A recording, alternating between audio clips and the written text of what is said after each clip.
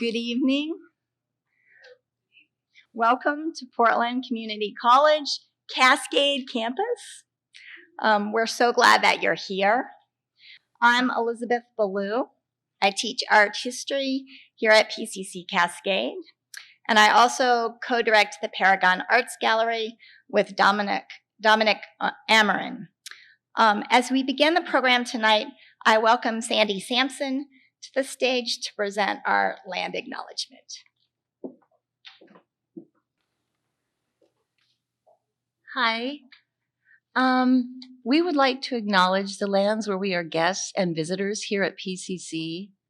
The Multnomah, Wasco, Cowlitz, Clackamas, Clackamas, Chinook, Tualatin, Kalapuya, Molalla, and many other tribes made their homes here at the confluence of what many now call the Columbia and Willamette Rivers, creating communities and summer encampments to harvest and use the natural resources. We acknowledge that Portland, Oregon has the 9th largest urban American population in the U.S., with over 380 federally recognized tribes represented in the Portland metro area. We also acknowledge the systematic policies of genocide, relocation, and assimilation that still impact many Indigenous families today, including many Latinx families. We wish to acknowledge Indigenous people in the midst of this settler colonial project as rightful occupants. Please hold the land and the people in your thoughts. Thank you, and also thank you to the people who crafted this statement, including Rachel Blackell, Renee Perry, our colleagues at the Portland State University Indigenous Nations Studies program, and many more community members. Thank you.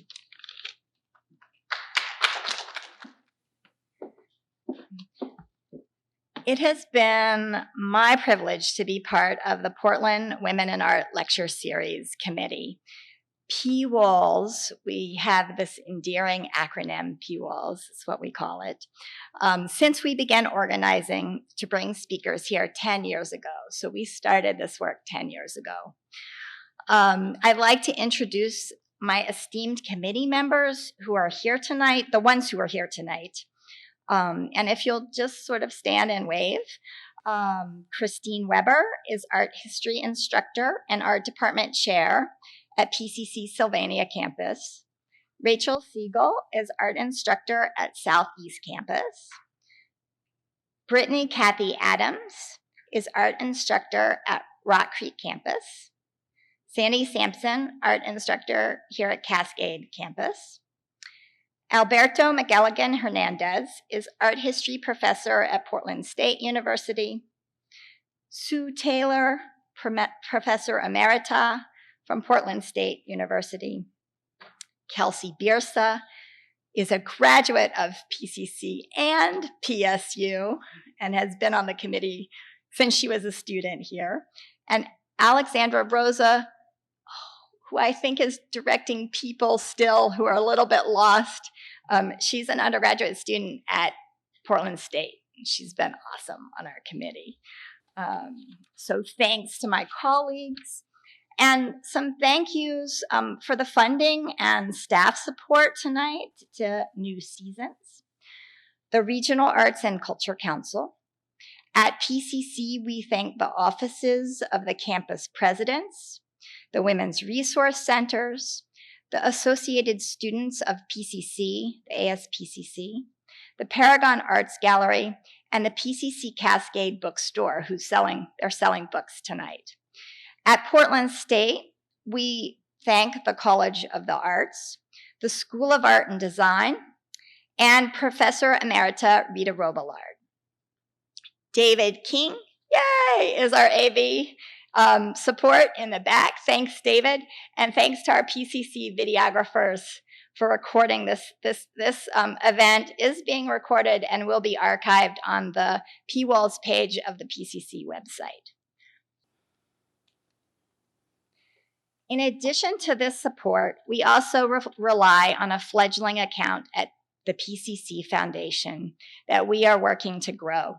If you are inspired by the work we're doing to bring feminist artists, art historians, and curators to Portland for public lectures and exhibitions directed as outreach to our community, for mentoring students, and providing professional development to faculty. If you're inspired by all this tonight, your donation to the P. Walls Fund in the PCC Foundation is tax deductible.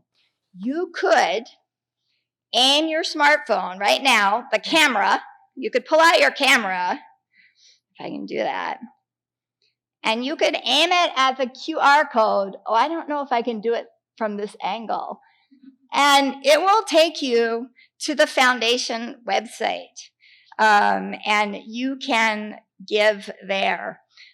You do have to select other in the pull-down menu. We all know that women are still other. So you select other, and then you write P. Walls for the money to get us support for future visits. We also have a donations table outside, and we'll have one in the gallery at the book signing as well. I just want to say this now because it will be exciting and, party atmosphere and book signing at the gallery. After the lecture, we're going to adjourn to the Paragon Arts Gallery. That's right across Albina here for a reception and book signing. It's serendipitous and not surprising that the exhibition in the gallery, Border Crosser, is the work of a great leader here in town. And so we also thank and acknowledge Patricia Vazquez Gomez, who will be at the gallery to greet you and talk with you as you like. Patricia works and lives between the ancient Tenochtitlan and the unceded, unoccupied, stolen, and colonized land of the Chinook, Clackamas, Multnomah, and other indigenous peoples. She's deeply interested in the social functions of art, the intersection between art, politics, and ethics, and the expansion of community-based art practices, and uses a variety of media to carry out her research: painting, printmaking, video, music, and socially engaged art projects. The purpose and methodologies of her work are deeply informed by her experiences working in the immigrant rights and other social justice movements in the United States and Mexico. So I encourage you to meet her after the lecture and look at her very moving exhibition that's been the most well-attended exhibition in the history of the gallery. So after the gallery, just logistically, we will move. We'll direct you down the hall and across the street. And if you would like to purchase a book, the bookstore is staying open until 8 o'clock, and it's very easy to find out there. So a little bit about P. Walls' history. Judith K. Brodsky and Ferris Olin's visit tonight is the 8th in the Portland Women in Arts Lecture Series, founded in 2010. Well, actually, it was founded in 2009, but our first, I guess it was founded in 2009. With a goal, well, art historians always say that. With the goal of presenting important women in the visual arts to the students and faculty of PCC and PSU and to a larger Portland audience. P. Walls focuses on pioneer feminist artists as well as younger women significant in the fields of art and art history. In 2011, Carolee Schneemann inaugurated the series with her performative lecture called Mysteries of the Iconographies.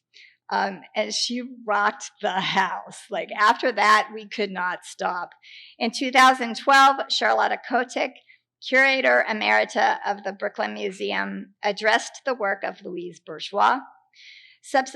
Subsequently, Jean Quick-to-See Smith spoke about her paintings and prints and about the work of other contemporary Native American artists.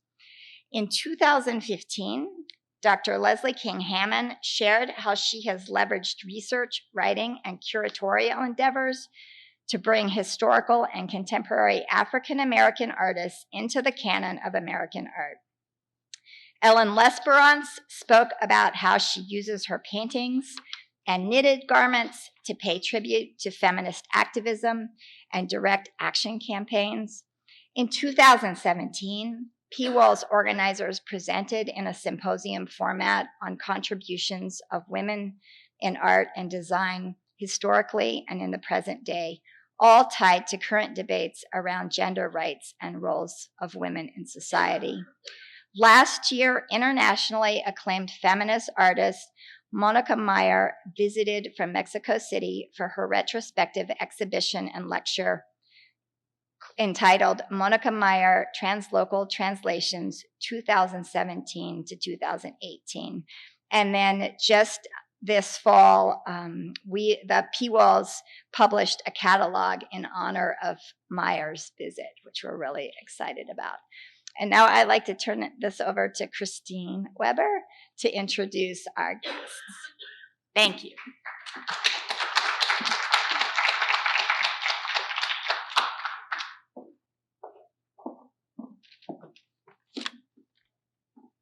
Good evening. It is with great pleasure that I introduce you to Judith K. Brodsky and Ferris Olin. Judith Brodsky is a distinguished professor emerita of visual arts at Rutgers University. She is the co-founder and co-director of the Rutgers Institute for Women and Art, part of the Institute for Women's Leadership at Rutgers. Brodsky formerly held leadership positions within national art organizations, including the College Art Association, Art Table, the Women's Caucus for Art, and the New York Foundation for the Arts. She also founded the Rutgers Center for Innovative Print and Paper, now named the Brodsky Center in her honor. Ferris Olin is a distinguished professor emerita of art history, curator of women's studies, curator and women's studies scholar and librarian. Sometimes I can read.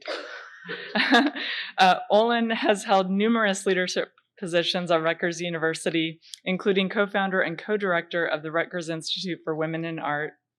Olin was curator of the Mary Kay Dana Women Artists Series, the longest running exhibition space in the US for emerging and established women artists.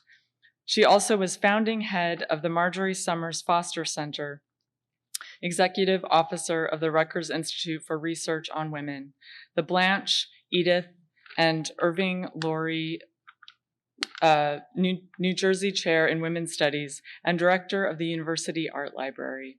She has held numerous leadership positions within national and state art organizations. Tonight, they will be talking about their book, Junctures in Women's Leadership, the Arts, which is the third volume of the series, Junctures, Case Studies in Women's Leadership. Please join me in welcoming Judith Brodsky and Ferris Olin to PCC.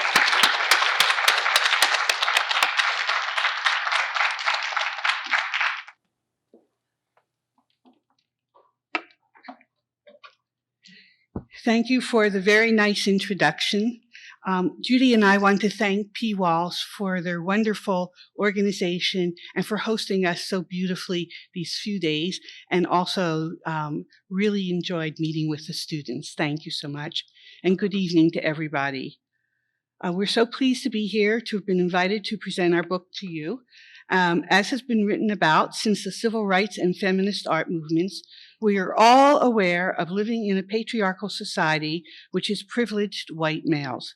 Recently, the New York Times reported on a study in which a group was asked to define the characteristics of a leader. The result was that everyone defined the leader as a man. As you can see, they listed behavior that we've associated with men for a very long time: decisive, successful, imposes order, generating not only love, but respect and fear. But if one thinks of leadership in broader terms than just business executives, such as intellectual leadership or arts leadership, the situation is even worse. Women and people of color who were leaders have been left out of history completely. Only in the last 50 to 60 years has Clara Schumann become well known as a composer rather than only as the wife of Robert Schumann. Artemisia Gentileschi as an artist in her own right rather than an assistant to her father. Elizabeth Keckley as a writer who wrote about her life first as a slave and then as the close friend of Mary Lincoln. Or Gabriel Mistral, the first Latin American writer to receive the Nobel Prize. They have all now been restored to their places in the canon of Western thought. Not only are women left out of the picture, but what is even more problematic is the fact that the concept of leadership as male has been promoted and inculcated in young people through generations. For instance, the Harvard Business School, which by the way did not admit women until 1965, publishes 80% of the case studies that are used in MBA programs, public administration programs, and law schools, and only 10% are about women. So the late Allison Bernstein, when she became the director of the Rutgers Institute for Women's Leadership, aware of how women's leadership had been sorely neglected, thought about how to empower young women in women's leadership. And so she decided that the way to do it would be to show them that, yes, there were women who were leaders. She persuaded Rutgers University Press to publish a series of case studies featuring women leaders in various fields. The first was a book of case studies of women leaders in social movements, including such women as Gloria Steinem. The second was women leaders in business. And then we were asked to do the third on women leaders in the arts. As you will see, we were asked to include both visual arts and performing arts, as well as geographic, generational, ethnic diversity, and historic figures and contemporary ones. Not an easy task when we were limited to 12 biographies. Furthermore, not everyone was to be famous. We started with hundreds on our list and ended up with 14. We just couldn't get it down to 12. We had to leave out extraordinary women. For instance, Nancy Hanks, the first director of the National Endowment for the Arts. We interviewed all the living women. Bertha Honoré Palmer used her wealth and position in Chicago society to become the driving force in ensuring women's visibility during the 1893 World's Columbian Exposition. She successfully lobbied Congress, the first woman to speak before the House of Representatives, for funding to support the Women's Building designed by Sophia Hayden, the first woman to receive an architectural degree from MIT. Mary Cassatt was chosen to paint the murals to decorate the walls. Palmer built coalitions among various women's groups to create one of the first public projects by women in the United States. As if her success in the inclusion of a women's building in the 1893 World's Fair wasn't enough, Palmer had an extraordinary life afterwards. When her husband died, she went to live in London for a few years, where she was a member of King Edward VII's inner circle. She also continued to buy Impressionist art during her London years and build the collection, which is the core of the holdings of Impressionist art in the Art Institute of Chicago.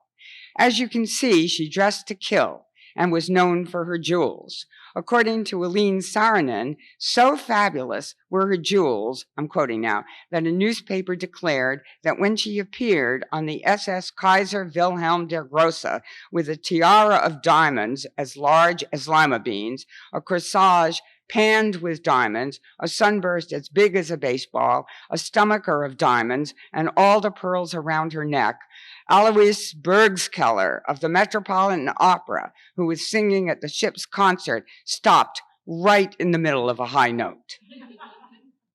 After her London years, she was one of the first wealthy individuals to winter in Florida. In 1910, she bought 80,000 acres and what is now Sarasota, and did for Sarasota what Henry Flagler had done for the East Coast, making Sarasota a winter destination for escaping the cold. Here she is on one of the ranches she developed in Florida.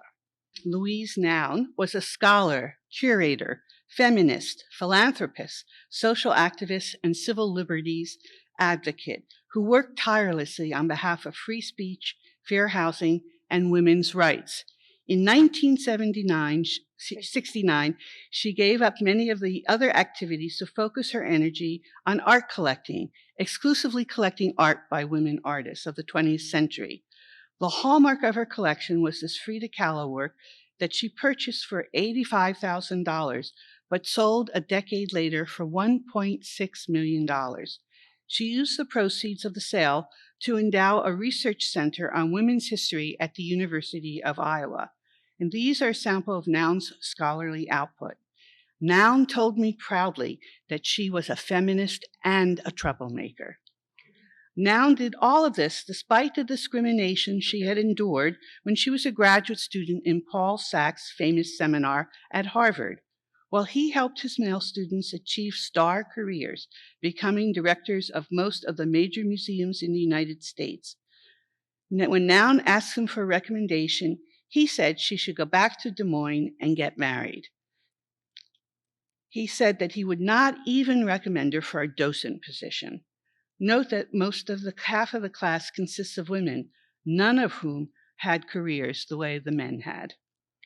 An artist, art historian, art collector, arts administrator, publisher, filmmaker, entrepreneur, and activist, Samela Lewis was a pioneer in bringing art and artists of the African diaspora to the attention of the mainstream cultural world.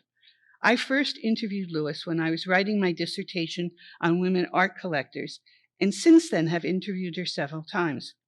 Lewis grew up in New Orleans, cared for by her mother, who worked as a laundress. Lewis told me that as a poor African-American child, she never thought about what she would do when she grew up because she didn't think she was going to live until adulthood. But she became not only the first African-American to receive a PhD in art history and art, but also the first American at the then segregated Ohio State University. Samela Lewis's books on contemporary African-American artists are like a who's who compendium of Black visual art history of the times. Nancy Hanks challenged Lewis, who was on many National Endowment for the Arts juries, to stop complaining about the lack of NEA support for women and artists of color, and gave her $10,000 to do something about it. Lewis took the seed money and founded the African American Art Museum in South Central LA at May Department Store. The store would only give her space between housewares and lingerie. Nonetheless, despite its location, it became and remains a thriving museum. In another innovative intervention, Lewis and two friends published the first scholarly journal on the arts of the African diaspora, providing an outlet for artists and scholars, as well as broadening the audience for their work.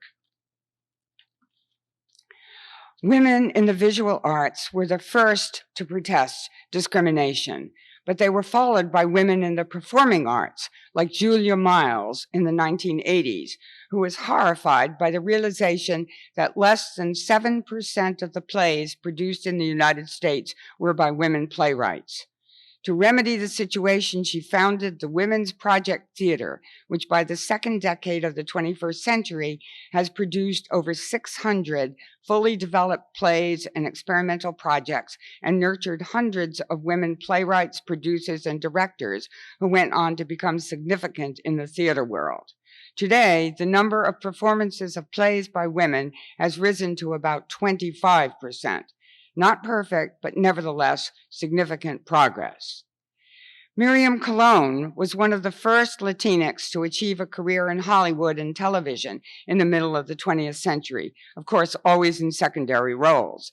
In 2019, Latinx still make up only 3% of the film industry, but Colon played an even more important role beyond her career as an actress by founding the Puerto Rican Traveling Theater that provided starring roles to Latinx actors and actresses and brought theater to thousands of New York barrio dwellers who could not afford Broadway tickets.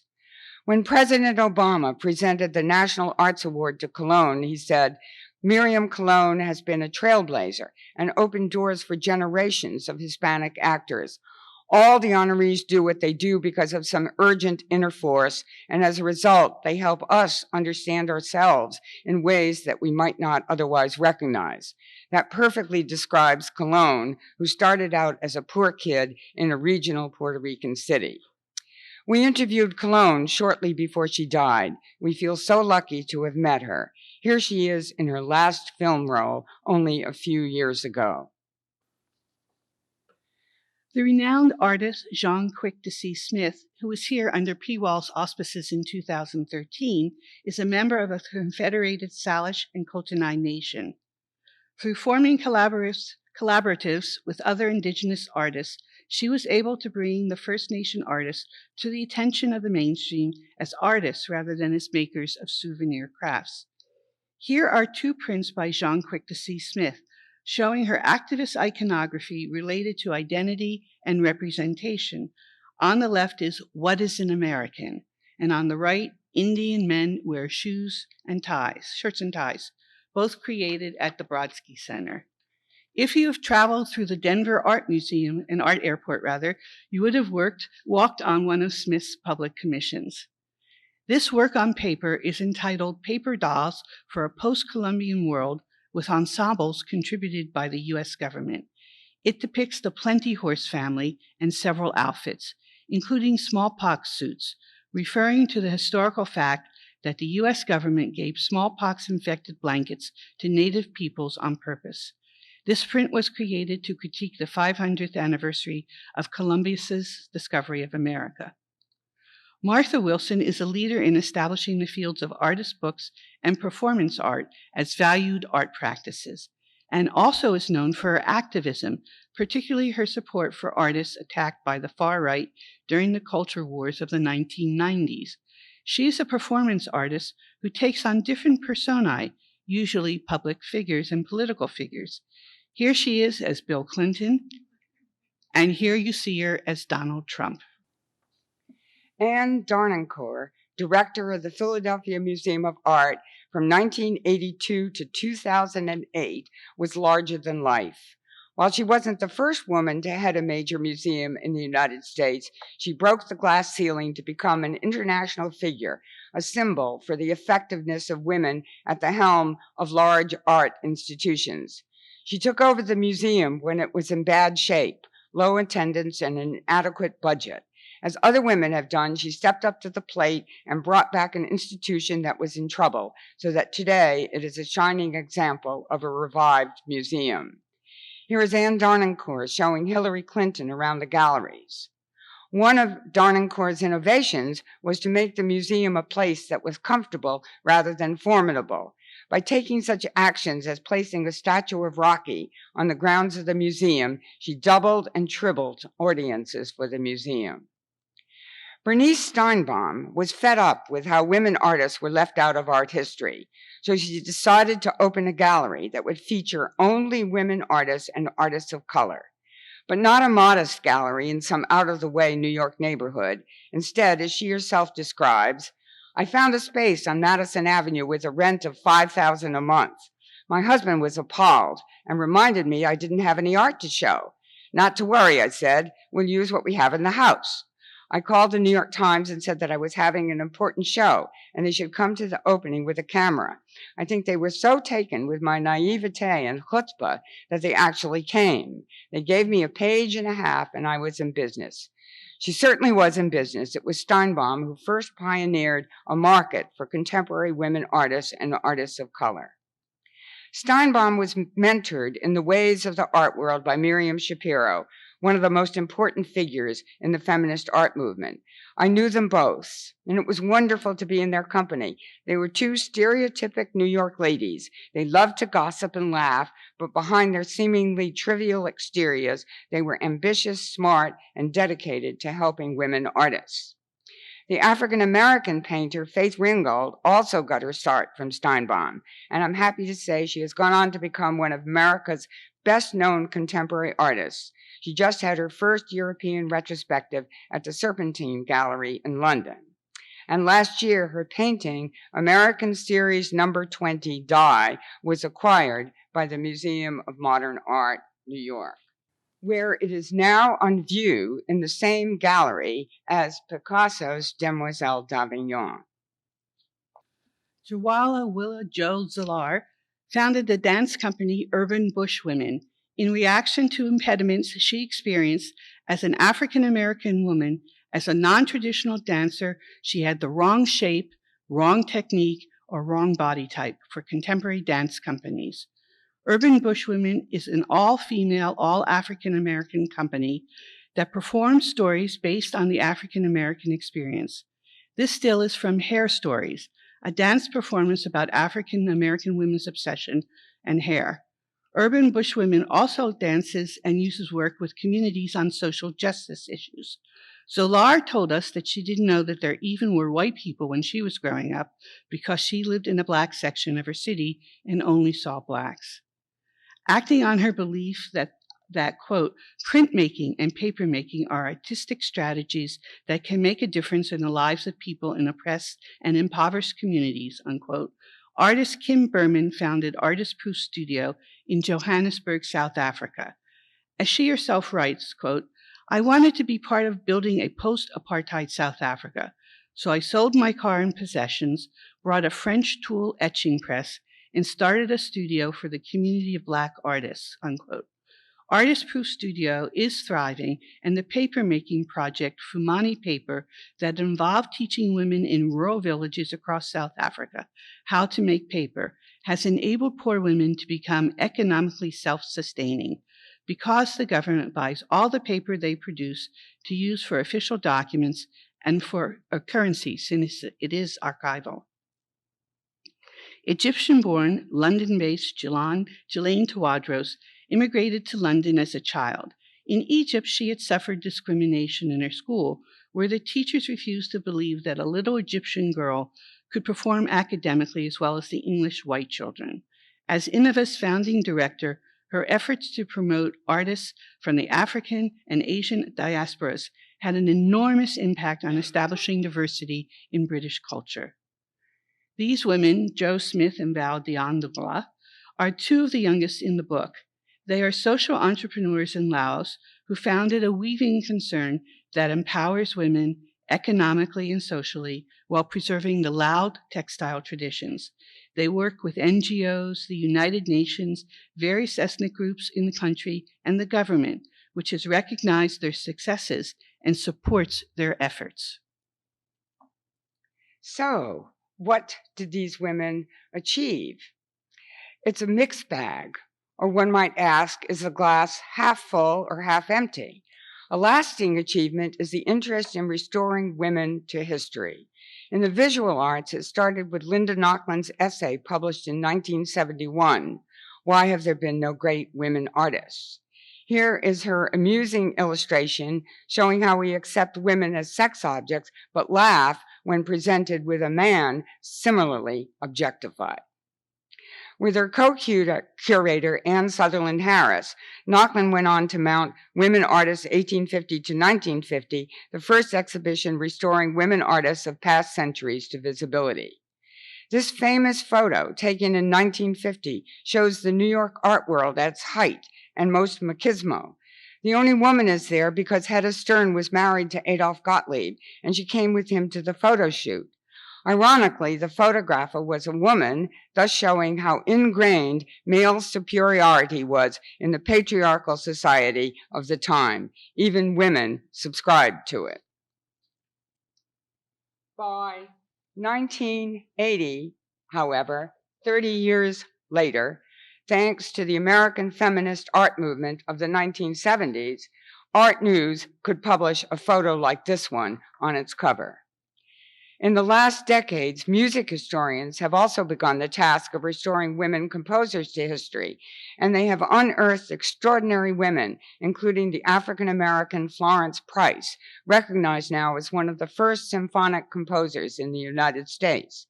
And this year, the Women's Philharmonic Advocacy Group in San Francisco published this calendar featuring 28 rediscovered women composers. Thanks to Julia Miles pioneering feminism, women playwrights in recent years have even hit Broadway in significant numbers, winning Pulitzer Prizes and Tonys. In the visual arts, there have been significant achievement. As many of you know, the Museum of Modern Art, which had been closed for 4 months to construct new galleries, has now reopened. But from our perspective, more important than the new galleries themselves is MoMA's announcement that they are rehanging the collection to include women artists and artists of color alongside their white male colleagues. This action is a significant victory for what feminist and social justice women have achieved, since MoMA not only has been a bastion of privileging white male European descended artists over the 20th century, but it was responsible for their prominence in the first place through its first director, Alfred Barr, who was a protege of Paul Sachs, the same art historian who denied his student Louise Noun a professional museum career. A startling example of MoMA's new policy in this gallery, mentioned before, where Faith Ringgold's American People number 20, Die, is hung as a companion piece to Picasso's Des Mamselles d'Avignon. But as Aurelia Burdick in the Financial Times speculates, when MoMA rehangs its collection in another 6 months, the museum has declared it will change the galleries twice a year. Picasso's Des Mamselles d'Avignon will undoubtedly stay in place, but it's likely that Ringgold's painting will go, thus reinforcing the modernist male canon despite MoMA's efforts to change it. But despite these advances, the glass is still half empty. For instance, despite the prominence of women playwrights in recent years, even on Broadway, and the fact that plays by women across the United States now represent 25% of all plays, up from 7%, feminists in the theater world have been seeking 50-50 in 2020, but they are not going to make their goal since, as we know, 2020 is only a few weeks away. While the gender and ethnicity gap in New York City theater may be closing, Hollywood remains a disaster in terms of gender and race. When Marin Alsop was appointed the conductor of the Baltimore Symphony Orchestra, she made front-page headlines as the first woman appointed the conductor of a major United States orchestra. Surely, more appointments of women would follow. But sadly, this has not been the case, as this chart clearly shows. And despite the long and successful career of the late Anne Darnancourt, only one woman heads a major American museum today. But if all the smaller museums in the United States are figured into the statistics, there is good news. More women than men now head museums. But when it comes to finances, women are still at a disadvantage, and as you can see from this chart, based on current research. No matter what level of museum, large or small, women directors are still paid substantially less than their male counterparts. And the glass is not even an eighth or 16th full when it comes to the presence of people of color in leadership positions. Women make up 50% of the population in the United States and 65% of the art school population, but they are still underrepresented throughout the professional art world. And when it comes to the market, there is no improvement, as these two newly issued charts graphically depict. Of all the museum acquisitions in the last decade, only 11% have been by women artists. And work by women artists has made up only 2% of auction sales in the same period. In addition, despite excitement over African American artists like Carrie James Marshall, who was given a blockbuster exhibition at the Met Breuer last year, the reality is that museums are still not acquiring art by artists of color. But there is some good news. Linda Harrison is the first African American woman to be appointed director of a major mainstream museum rather than an ethnic institution. In the visual arts, Judy's and my field, women artists are now critically acclaimed. Here are sculptures by 3 women artists who've received public art commissions. One of Louise Bourgeois' huge spiders in Washington, D.C. Simone Lee's large sculpture of Black African women on the High Line in New York, and Kara Walker's monumental satire of the Victoria Memorial in front of Buckingham Palace. While that monument celebrates the British Empire, Walker's monument is instead a take on the slavery she sees at the heart of the empire. And if you ask people in the street today if they can name a woman visual artist, some will actually come up with a name, usually Judy Chicago, the artist of the dinner party, who's been a genius at gaining public recognition. The work goes on. Groups like the Kilroys in the theater world, and the Brainstormers, the members of which are the next generation after the Guerrilla Girls, and the venerable Guerrilla Girls themselves, are still at it. And Judy and I, although we've been in the trenches for the last 50 years, are still added as well.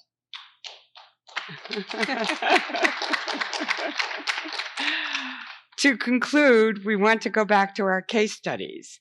As we wrote about our subjects, we came to realize that although they are a diverse group on the surface, their values and experiences were astonishingly similar. They were brought up in families that had social justice and cultural values.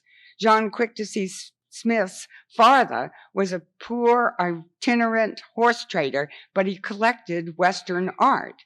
They all valued education. It took Jean 20 years to complete her degrees, but she persisted. All endured gender and or race discrimination. They were inspired by ideals rather than by self-aggrandizement and believed in collaborating rather than competing. And last but not least, they believed that art could change lives. In addition, they shared all the characteristics that scholars have defined as the elements that make leadership work: self-awareness, self-management, empathy, relationship skills, taking charge of tough tasks, breaking rules when necessary, communicating in plain talk, using activities to motivate, independent thinkers, relentless in pursuing their goals, and possessing remarkable emotional self-control. So even though the group that drew this picture believed that all leaders were male, we propose another model for leadership, that of feminist women who lead from principles of social justice, equality, and respect for all in exercising their power. Feldman has been a highly visible advocate for women to be accepted as leaders, and we want to finish by quoting from one of her recent talks, a quote that brings us back to the title of this presentation, What is Gravitas? And I quote, "I've done a fair amount of interviewing to get to where I am. I heard the exact same concern every time I was not hired, and even when I was hired. We are worried that she doesn't have gravitas. I'd like to unpack gravitas for a moment. It was one of the key Roman virtues and comes from vir, the Latin word for man. It signifies heft, seriousness, solemnity, and dignity. It is weighty and replete with importance. I've come to realize that it is also subconscious code for male. In fact, the dictionary gives the following two examples of gravitas in a sentence: a post for which he has the experience and the gravitas, and the reverse, a comic actress who lacks the gravitas for dramatic roles. Funny that the negative examples of gravitas happen to be female.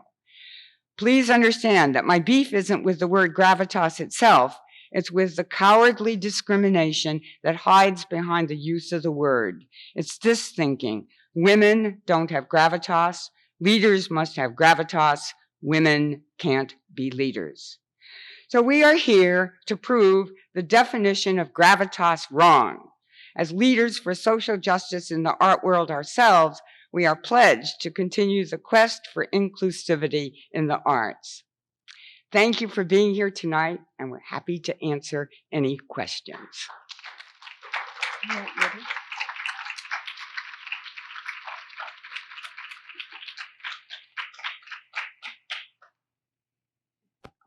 We have been thrilled to be here for the last 2 days. That it has been really exciting to meet the wonderful people who are involved in PWALS, to see the collaboration, to see their enthusiasm.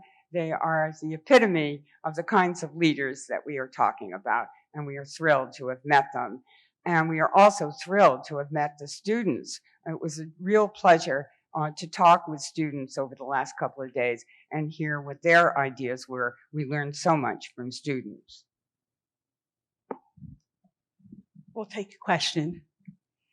This is a question for Judith. I'm very interested in the institution that now bears your name.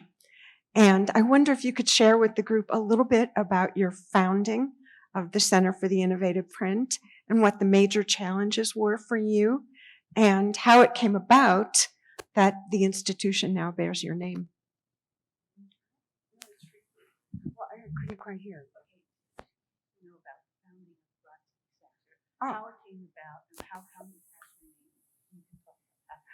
Oh, okay. All right. I'm sorry. I just it was a little bit garbled, and I couldn't quite hear the question.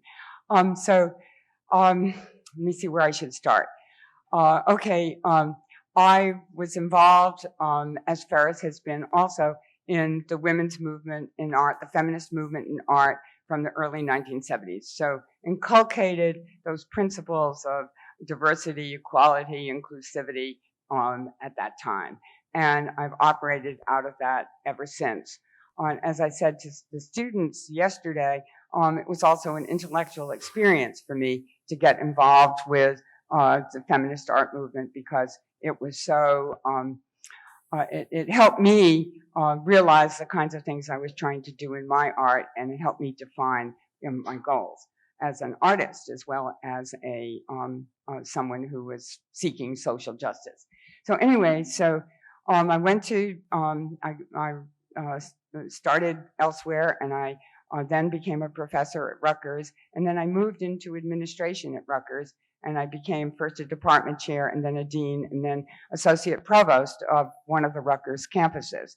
And I woke up in the middle of the night one night and I said, what am I doing here? I never planned to be a university administrator. I'm an artist. I need to go back and make art. And of course, so I went back to the faculty and I knew enough about Rutgers administration, university administration at that particular point. So I thought, I will put this to use, and I will establish a print center, which had always been a dream of mine, and I will make a print center that will make its facilities available for women, artists of color, artists from countries other than Western Europe, because none of those underrepresented populations have the opportunity to go to print shops and work with printers and master printers and paper makers. This was the middle of the 1980s, and people like Robert Rauschenberg, Jasper Johns, Frank Stella all had access to print shops and were producing wonderful prints. But women artists, artists of color, were not being invited to print shops, and so I was going to fill that gap. And I knew how to do it because I knew, how to work within the institution. So that's how it came about. I had to raise my own money for the institute. The Rutgers was not going to support me financially, even though they were delighted to have the print shop there. I began to apply for grants and was very successful in that. I was fortunate enough to be doing this at a time when foundations and the government were interested in funding projects that would address the growing population of people of color. And of course, there was recognition of the needs for women to be recognized for their abilities at the time. And also we supported ourselves through income. And it's a wonderful example, I think, of doing well by doing good, because we wanted to do more than just provide the opportunity for our artists to make new work. What was going to happen to that new work? Was it just going to sit there and reside in print draws?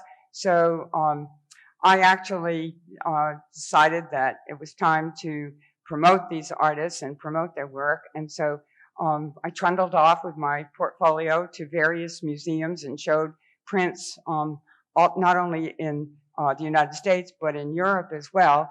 I'm very proud of the fact that often we provided institutions the first opportunity to diversify their collections. It was much less expensive to buy a print by a woman artist of color than it would have been to buy a painting or a sculpture.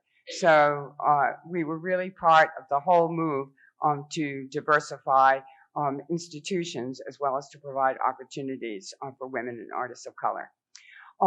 We've moved the center now to Philadelphia, to the Pennsylvania Academy of Fine Arts, where it has a lovely new home and an enthusiastic umbrella and is getting a lot more in the way of support and resources than it did at Rutgers University, because Rutgers is a comprehensive university and more interested at the moment in funding the sciences, funding the medical school, which it acquired, and so the arts and humanities are really not being funded very well at Rutgers at the moment. So to move to an institution that was devoted to the visual arts was really a wonderful opportunity, and they're continuing the same mission, I'm glad to say, and they're doing quite well. Also, Ferris has been involved with documenting what we did at Rutgers. We received a couple of grants from the National Endowment for the Arts that started that process. So Ferris went around the country interviewing some of the artists that had been at the center. So there's now an archive of videos of artists talking about their own practice and what it was like to work on prints, handmade paper projects. And that all that material is now, we hope, will end up in a catalog raisonné eventually. I hope that answers your question. You might also like to know about how we established the Institute for Women in Art at Rutgers. And Ferris, I'm going to turn it over to you so you can talk about that. See the collaboration that goes on here? Yeah, okay. Yeah. Okay. So Judy and I, for a number of years, had been thinking about organizing an Institute for Women in Art, Center for Women in Art. And an opportunity presented itself when the president of the university called for proposals in the humanities and sciences for new ideas. And we were one of two humanities projects that were funded. I wouldn't say we were funded in the same amount of money that the sciences were funded, but we proposed to do an all-university Institute for Women and Art that would support the campuses in Newark, New Brunswick, and Camden, and to continue the work that was already started, because we had since 1971 been organizing exhibitions for contemporary and emerging women artists through the Women Artists series, which was founded by Joan Snyder. So that was under our auspices, and we were very fortunate that the president announced that he had appointed us as directors, and he had founded the idea of the center. That was very good to do that.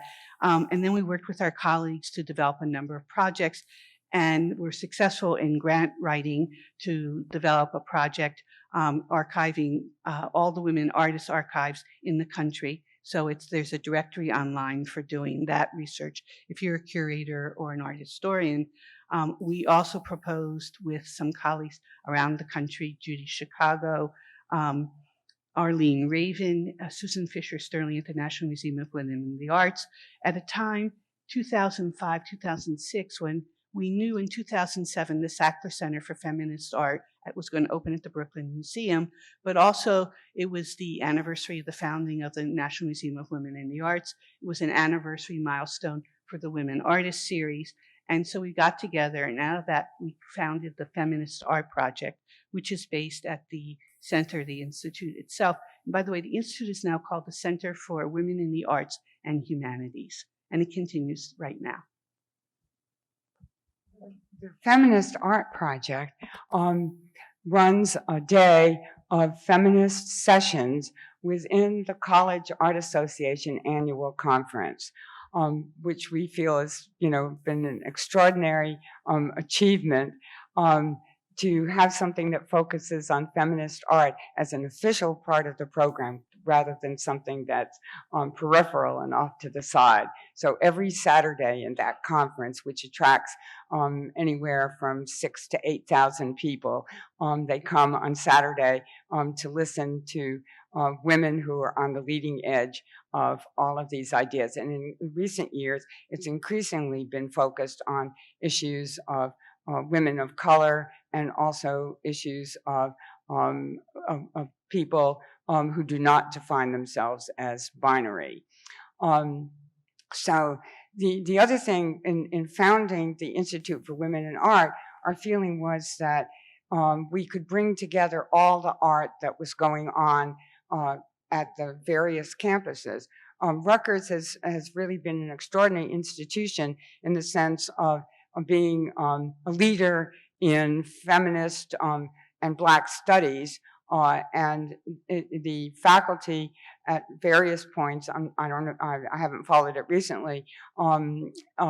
The majority of the faculty at Rutgers were involved in research work that pertained to women and to people of color. So, it was really a wonderful atmosphere for all of us who were working on these kinds of issues at Rutgers. The other thing that I wanted to say in reference to this is one of the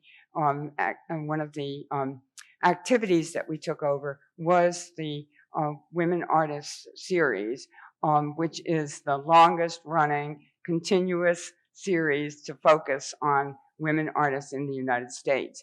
And we have our own galleries that are devoted to women artists. And so over the years, there have been consistent exhibitions. Right now, the exhibition is Magdalena Campos Pons, who is is Cuban and who was one of the people who escaped in those small boats when Castro took over, and who has become a really significant artist in the United States.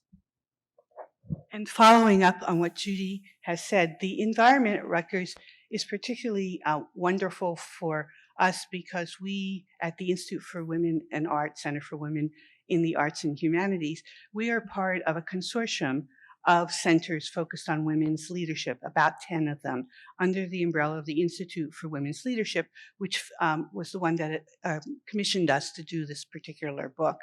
And with that group, we are all collaborative. We look at women's leadership in a variety of perspectives, whether it's violence against women and children, women's global leadership, the Center for Women in American Politics, and it continues from there. And we've been all working.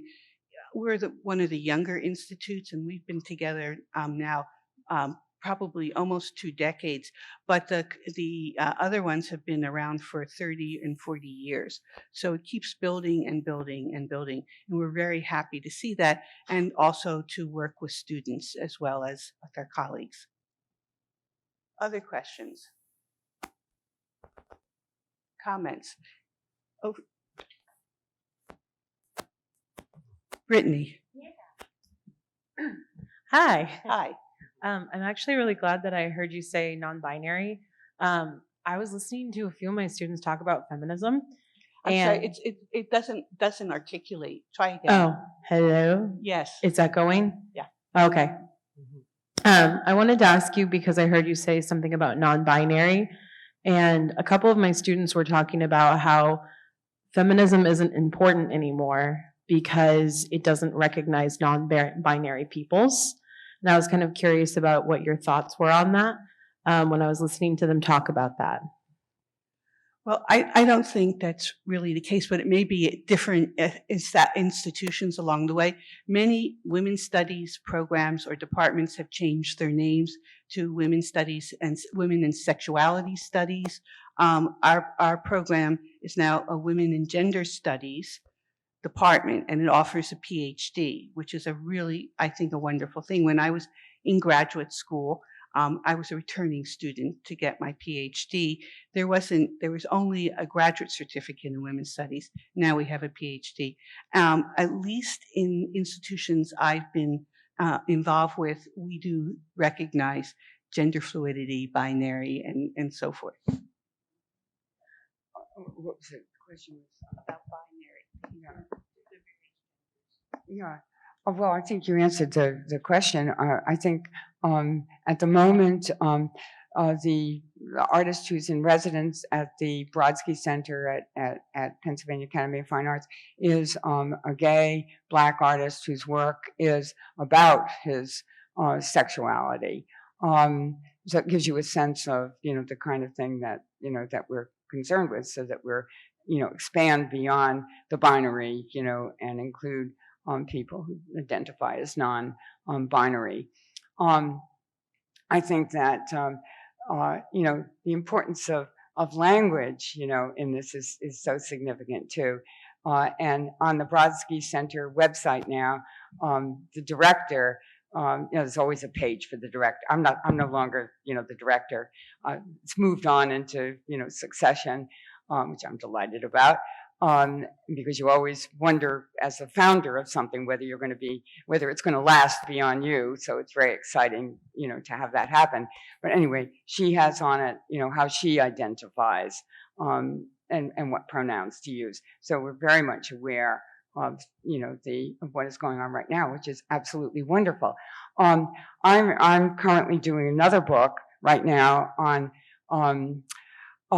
women artists who are using digital technology. It's a history, and what I'm discovering is that there are, women not only women artists have been involved in digital technology, but the creation of the digital technology has involved more women than anybody, has pointed out. So I'm sort of going back and forth in the book, doing both. There'll be a whole chapter on the artists, the non-binary artists, who are doing some of the most interesting work of all. For instance, if you think about our language and how we talk about electrical connections, and we talk about, male and female electrical connections, that doesn't work anymore. So there's an artist named Zach Blass, who is working on art that will create non-binary electrical connections. I think it's absolutely incredible, and I think it's, wonderful advancement. And I would just say that Zach was one of the artists we presented in an exhibition and seminar and workshop on transgender artists and artists of gender fluidity. So, it's been around, and I'm looking forward to read Judy's book when it comes out too. Any other comments, questions? Yeah. Alexandra. Hi. Hear me? There, now I can. So my question was for the next leaders in feminism and the arts, and what advice would you give them? Be passionate. Don't be persuaded by no's and comments that might make you feel upset in any way, and keep on going. Find collaborators. I think having someone to collaborate is not only a feminist way of doing things, but also is very supportive. And also you can be very productive because there are at least two people who can take up, one can take up the slack when someone else is busy or sick or whatever else. So always find other people to work with. It's difficult to do because you have to find people who have the same work ethic as you. Also, do not have ego problems. You think about the mission and goal, and you all agree on that, what that is. Judy, do you want to make some more comments on that? Well, I'd also like to say that I think we're in a really good moment in terms of the broader definition of feminism, in which we do accept the non-binary, and I think that feminism went through a period where people, argued about what it meant. First there was the 1970s and an emphasis on sexuality and body, and then there was a reaction against that, which everybody called, a new wave, a second wave, and those women objected to what the women of the 1970s were doing, said it was essentialism, to think about women's bodies, and that we should be thinking more along the lines of Donna Haraway, the cyborg, and getting away from the body and enabling women to be whatever they wanted to be. I think what happened after that was that these came together, and people realized that these are, really both important aspects, that it is important to talk about, bodies, sexualized bodies in different ways, and that it's also important to think beyond the body and think, that women can also be whatever they want to be. So I think we're in a good position right now to move ahead. And I think that to fight unconscious bias, I think, is a very important aspect of feminism at the moment.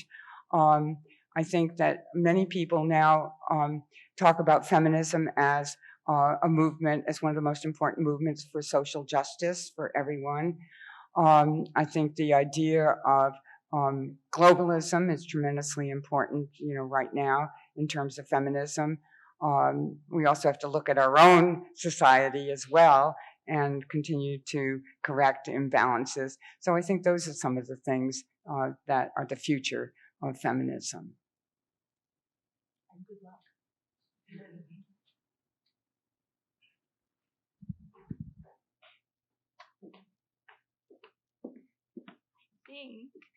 On that note, we'll adjourn to the gallery. So you're all invited next door.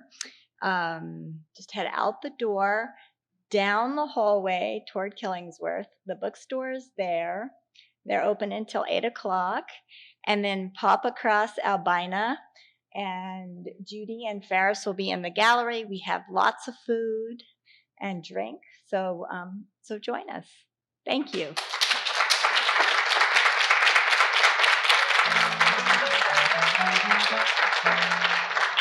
Linda, muñeca preciosa.